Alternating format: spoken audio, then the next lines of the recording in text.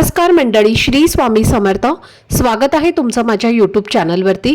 आजचा दिवस तुम्हा सर्वांना खूप छान सुखाचा समाधानाचा जाऊ देत हीच मी स्वामींच्या चरणी प्रार्थना करते आणि आजच्या या नवीन व्हिडिओला सुरुवात करते. पण त्या अगोदर तुम्ही माझ्या चॅनलवरती जर नवीन असाल तर चॅनलला पण लगेच सबस्क्राईब करा आणि कमेंटमध्ये श्री स्वामी समर्थ लिहायला अजिबात विसरू. आज 15 जून वार आहे सोमवार आणि आज आलेली आहे सोमवती अमावस्या. जेव्हा अमावस्या तिथी सोमवारी येते तेव्हा तिला सोमवती अमावस्या असं म्हटलं जातं. हिंदू धर्मशास्त्रात या दिवसाला विशेष महत्त्व दिलं जातं. यावर्षी ही अमावस्या अधिक महिन्यात आली असल्यामुळे तिचे महत्त्व आणखी वाढले आहे. अधिक महिना साधारणपणे 3 वर्षांनी एकदा येतो आणि त्यामुळे या काळात येणाऱ्या विशेष तिथी देखील दुर्मिळ मानल्या जातात. याच कारणामुळे अधिक महिन्यात येणारी सोमवती अमावस्या हा अत्यंत शुभ आणि दुर्मिळ योग समजला जातो. अनेक ठिकाणी या दिवसाला पुरुषोत्तम अमावस्या असंही संबोधलं जातं. धार्मिक मान्यतेनुसार हा दिवस भगवान विष्णू, भगवान शिव, माता पार्वती तसेच आपल्या पितरांच्या पूजेसाठी अतिशय पवित्र मानला जातो. ज्योतिषशास्त्रानुसार देखील आजचा दिवस विशेष शुभ मानला जात आहे, कारण अनेक मंगलकारी योग आज एकत्र आले आहेत. त्यामुळे आज केलेली पूजा, जप, दान, सेवा आणि धार्मिक कार्यांचे पुण्य अनेक पटीने वाढते असं मानलं जातं. या दिवशी अनेक जण पितरांच्या स्मरणार्थ तर्पण, दान आणि इतर धार्मिक विधी करतात. तसेच विवाहित महिला आपल्या पतीच्या उत्तम आरोग्यासाठी, दीर्घायुष्यासाठी आणि कुटुंबाच्या सुखसमृद्धीसाठी उपवास करून श्रद्धेने पूजा करतात. असं मानलं जातं की या दिवशी पवित्र स्नान, जप आणि दान केल्याने मनाला शांती मिळते, घरातील नकारात्मकता कमी होते आणि जीवनात सकारात्मक ऊर्जा वाढते. म्हणूनच अनेक भक्त या दिवसाची वर्षभर वाट पाहत असतात. आजच्या या विशेष दिवशी काही पारंपरिक उपाय देखील केले जातात. श्रद्धा आणि विश्वासाने केलेल्या या उपायांमुळे घरातील वातावरण अधिक प्रसन्न राहते, मनातील चिंता कमी होतात आणि सकारात्मक विचारांना चालना मिळते असं मानलं जातं. आजच्या व्हिडिओमध्ये मी तुम्हाला संध्याकाळच्या वेळी कापुरासोबत केला जाणारा एक पारंपरिक आणि लोकप्रिय उपाय सांगणार आहे. हा उपाय कसा करायचा, त्यासाठी कोणत्या वस्तूची आवश्यकता असते आणि त्यामागील धार्मिक महत्त्व काय आहे याबद्दलची संपूर्ण माहिती आजच्या व्हिडिओमध्ये मी तुमच्यासोबत शेअर करणार आहे. त्यामुळे व्हिडिओ हा स्किप न करता शेवटपर्यंत नक्की पहा, जेणेकरून तुमच्यापर्यंत योग्य ती माहिती पोहोचेल. आणि तुम्ही माझ्या चॅनलवरती जर नवीन असाल तर चॅनलला पण लगेच सबस्क्राईब करा आणि बेल आयकॉनला सुद्धा प्रेस करा, म्हणजे मी जेव्हा कधीही नवीन व्हिडिओज अपलोड करेन त्याचं नोटिफिकेशन सर्वात आधी तुम्हाला मिळेल आणि तुमचा एकही व्हिडिओ हा मिस होणार नाही. तसेच व्हिडिओला हाईप देखील द्या. तर हा उपाय आज तुम्हाला अमावस्येच्या दिवशी संध्याकाळच्या वेळी करायचा आहे. संध्याकाळी साधारणपणे 6 वाजल्यापासून ते रात्री 11:30-12 वाजेपर्यंत तुम्ही हा उपाय कोणत्याही वेळी करू शकता. मात्र शक्य असल्यास तिन्ही सांजेच्या वेळेत म्हणजे संध्याकाळी 6 ते 10 या कालावधीमध्ये हा उपाय करणं अधिक शुभ मानलं जातं.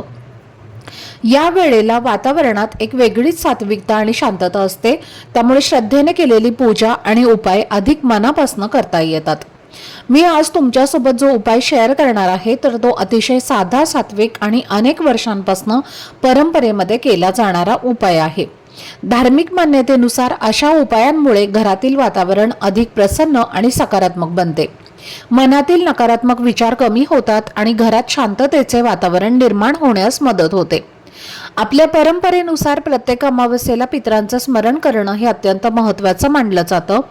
दैनंदिन जीवनातील धावपळीत अनेकांना हे नियमितपणे करणं शक्य होत नाही, पण सोमवती अमावस्या हा दिवस विशेष असल्यामुळे या दिवशी तरी आपल्या पूर्वजांचे कृतज्ञतेने स्मरण करावे असं सांगितलं जातं. यासाठी फार मोठा विधी करण्याची आवश्यकता नसते. मनापासून आपल्या पितरांचे नाव घेऊन त्यांना नमस्कार करणे आणि त्यांच्या आशीर्वादाची प्रार्थना करणे हेही तितकंच महत्त्वाचं मानलं जातं. शक्य असल्यास संध्याकाळच्या वेळी पिंपळाच्या झाडाजवळ एक दिवा लावा. मोहरीच्या तेलाचा किंवा घरात कोणत्याही प्रकारचा तेलाचा दिवा तुम्ही लावू शकता. धार्मिक श्रद्धेनुसार पिंपळ वृक्षाला विशेष पवित्र स्थान दिलं गेलं आहे आणि अनेक देवतांचे तसेच पितरांच्या स्मरणाचं प्रतीक म्हणून त्याकडे पाहिले जाते। त्यामुळे या वृक्षाजवळ दिवा लावून प्रार्थना केल्यास मनाला समाधान मिळते आणि आपल्या कुटुंबासाठी शुभेच्छा व्यक्त करण्याची संधी मिळते। जर तुमच्या परिसरात पिंपळाचं झाड नसेल तर चिंता करण्याचे कारण नाही।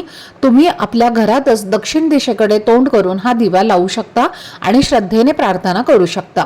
महत्त्वाची गोष्ट म्हणजे भावना, श्रद्धा आणि कृतज्ञतेची भावना मनात असणं। आता प्रश्न येतो की कापुरासोबत कोणती वस्तू वापरायची आहे, तर त्यामागील पारंपरिक महत्त्व काय आहे आणि आपल्या घरात कधी कधी कारण नसताना तणाव, मतभेद किंवा सततची अस्वस्थता जाणवत असते।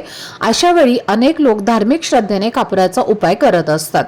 कापूर जाळताना पूर्णपणे विरघळून जातो आणि मागे काहीही अवशेष राहत नाहीत, म्हणूनच तो शुद्धता, नकारात्मकतेचा नाश आणि सकारात्मकतेचे प्रतीक मानला जातो। कापुराचा सुगंध आणि त्यातून निर्माण होणारे वातावरण अनेकांना शांतता आणि प्रसन्नता देणारे वाटते। त्यामुळे पूजा किंवा प्रार्थनेच्या वेळी कापूर प्रज्वलित करण्याची परंपरा खूप जुनी आहे। श्रद्धेनुसार अमावस्येच्या दिवशी कापुराचा उपयोग केल्याने घरातील वातावरण अधिक पवित्र वाटते, मनातील चिंता कमी होतात आणि सकारात्मक विचारांना चालना मिळते। अनेक लोकांचा असा अनुभव असतो की अशा धार्मिक कृतीमुळे घरातील सदस्यांमध्ये प्रेम, आपुलकी आणि समजूतदारपणा वाढण्यास मदत होते। घरातील वातावरण आनंदी राहिले की मुलांवरही त्याचा चांगला परिणाम दिसून येतो। त्यांचा चिडचिडेपणा कमी होतो, मन अधिक शांत राहते आणि घरात एक सकारात्मक ऊर्जा जाणवू लागते। आता हा उपाय संध्याकाळी करण्यासाठी आपल्याला सर्वप्रथम हातपाय स्वच्छ धुवून घ्यायचा आहे, देवघरामध्ये दिवा प्रज्वलित करायचा आहे, धूपदीप अगरबत्ती लावून घ्यायचा आहे आणि मुख्य प्रवेशद्वार हा तुम्हाला उघडा करून ठेवायचा आहे। खिडक्या सुद्धा उघड्या करून ठेवायच्या आहेत आणि त्यानंतर हा उपाय करायला सुरुवात करायची आहे। आता उपाय करण्यासाठी आपल्याला एक नारळ लागणार आहे। ज्या नारळामध्ये पाणी असेल असा नारळ तुम्हाला घ्यायचा आहे आणि 7 भीमसेनी कापराच्या वड्या घ्यायच्या आहेत। भीमसेनी कापूर नसेल तर साधा कापूर तुम्ही घेतला तरी सुद्धा चालेल। त्यानंतर तुम्हाला हा नारळ घेऊन आपल्या देवघरासमोर उभं राहायचं आहे किंवा नारळ तुम्ही एका तामणामध्ये ठेवा आणि हे तामण आपल्या हातामध्ये घेऊन एक कापूर वडी ही तुम्हाला नारळावरती ठेवायची आहे आणि त्यानंतर हा कापूर आपल्याला प्रज्वलित करायचा आहे। कापूर प्रज्वलित केल्यानंतर तुम्हाला श्री स्वामी समर्थ, श्री स्वामी समर्थ या मंत्राचा जप करायचा आहे किंवा ओम नमः शिवाय या मंत्राचा जप सुद्धा तुम्ही करू शकता। आता एक कापूरवडी संपत आली की पुन्हा दुसरी कापूरवडी ठेवायची आहे, दुसरी संपत आली की तिसरी ठेवायची आहे आणि असं तुम्हाला एक एक करून 7 कापराच्या वड्या ज्या आहेत तर त्या नारळावरती ठेवून देवघरासमोर जाळायच्या आहेत। आता या 7 कापूरवड्या जाळून झाल्यानंतर तो नारळ तिथेच तुमच्या देवघरासमोर तुम्हाला ठेवून द्यायचा आहे।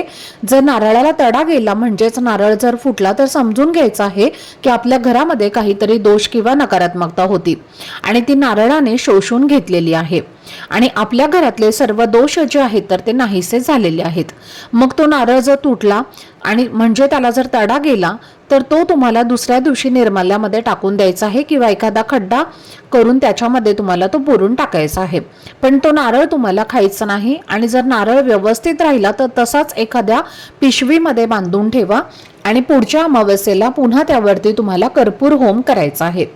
या सोमवती अमावस्येपासून पुढे 5 अमावस्या तुम्हाला हा उपाय कंटिन्यू आपल्या घरामध्ये करायचा आहे।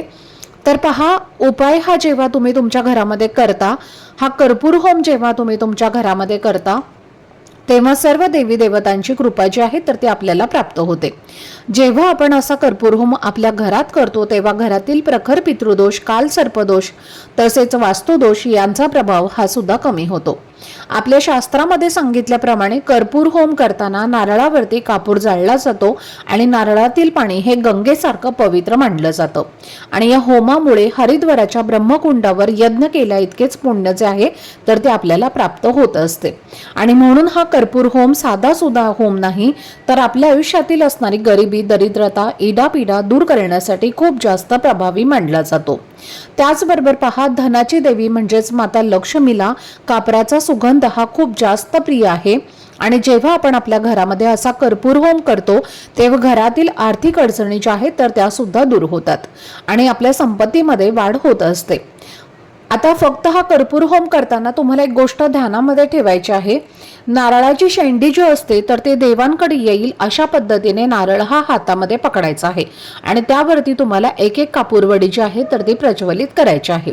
तर अशा पद्धतीने हा कर्पूर होम जो आहे तर तो आपल्या घरामध्ये आज सोमवती अमावस्येला आपल्याला करायचाच आहे. जर काही कारणास्तव तुम्हाला कर्पूर होम करणं शक्य नाही झालं तर पुढचा उपाय मी तुम्हाला सांगते. कर्पूर होमाऐवजी तुम्ही हा उपाय सुद्धा करू शकता. जर कर्पूर होम तुम्ही केला तर हा तुम्हाला पुढचा उपाय मी जो सांगणार आहे तर तो करण्याची गरज नाही. दोनपैकी एकच उपाय तुम्हाला करायचा आहे. आता हा उपाय करण्यासाठी आपल्याला सर्वप्रथम कापूर जाळण्याचं भांडं किंवा एखाद्या प्लेटमध्ये थोडेसे तांदूळ ठेवायचे आहेत आणि त्यानंतर 5 भीमसेनी कापराच्या वड्या या शुद्ध गाईच्या तुपामध्ये भिजवून घ्यायच्या आहेत. भीमसेनी कापूर नसेल तर साधा कापूर घ्यायचा आहे. त्यानंतर त्या कापरामध्ये एक एक वडी जी आहे तर ती आपल्याला तांदळावरती ठेवायची आहे आणि त्यासोबतच तुम्हाला 2 अखंड फुलाच्या लवंगा ठेवायच्या आहेत आणि 2 हिरव्या वेलची ठेवायच्या आहेत. त्यानंतर थोडीशी पिवळी मोहरी आपल्या हातात घ्यायची आहे आणि आपल्या घरातील प्रत्येक व्यक्तीवरनं डोक्यापासून ते खाली पायापर्यंत 7 वेळेला उतरवून घ्यायची आहे. खास करून मुलांवरनं तुम्हाला ही पिवळी मोहरी उतरवून घ्यायची आहे आणि त्यानंतर तुम्हाला ही मोहरी सुद्धा त्या कापूरवडी सोबतच त्या कापराच्या भांड्यामध्ये टाकायची आहे ज्यामध्ये आपण लवंग आणि वेलची घेतलेली आहे. त्यानंतर हा कापूर आपल्या देवघरामध्ये प्रज्वलित करायचा आहे. कापूर प्रज्वलित केल्यानंतर तुम्हाला श्री स्वामी समर्थ या मंत्राचा जप करायचा आहे. आता एक कापूरवडी संपत आली की पुन्हा दुसरी कापूरवडी ठेवायची आहे. दुसरी संपत आली की तिसरी कापूरवडी तुम्हाला तुपामधनं काढून त्यामध्ये ठेवायची आहे. असे एक एक करून तुम्हाला 5 कापराच्या वड्या ज्या आहेत तर त्या आपल्या देवघरासमोर जाळायच्या आहेत आणि शेवटची कापूरवडी ठेवली की तिथून देवघरासमोरनं हे भांडं उचलायचं आहे आणि त्याचा धूर हा संपूर्ण आपल्या घरामध्ये फिरवायचा आहे. त्यानंतर हे भांडं आपल्या उंबरठ्यावरती नेऊन ठेवायचं आहे. आता या भांड्यातल्या सगळ्या वस्तू जळून शांत झाल्यानंतर त्यामध्ये जे काही जळालेल्या ज्या काही वस्तू असणार आहेत तर त्या आपल्याला निर्माल्यामध्ये टाकून द्यायच्या आहेत आणि पुन्हा आपल्याला ते स्वच्छ करून वापरू शकता. तर अशा पद्धतीने तुम्हाला हा उपाय जो आहे तर तो आज अमावस्येला करायचा आहे.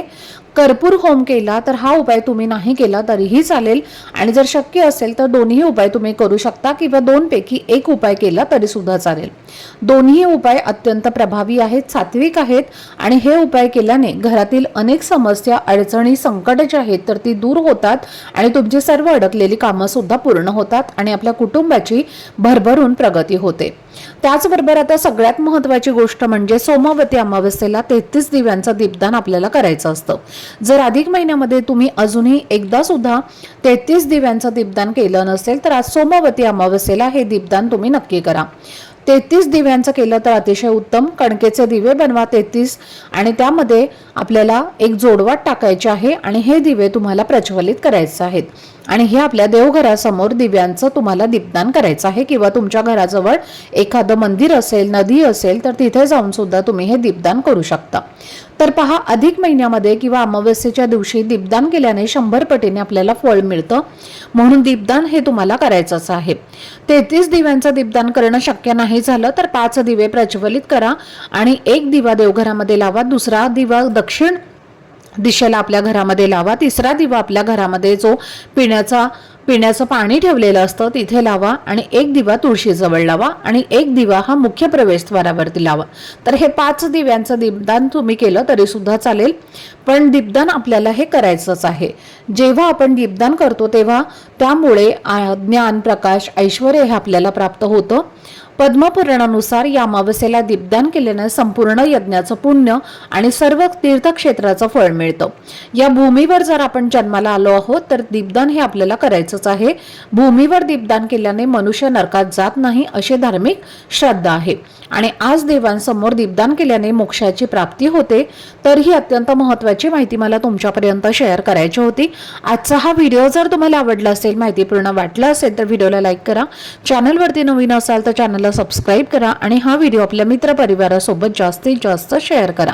चला तर मग भेटूया पुढच्या व्हिडिओमध्ये. तोपर्यंत सर्वांना श्री स्वामी समर्थ. धन्यवाद.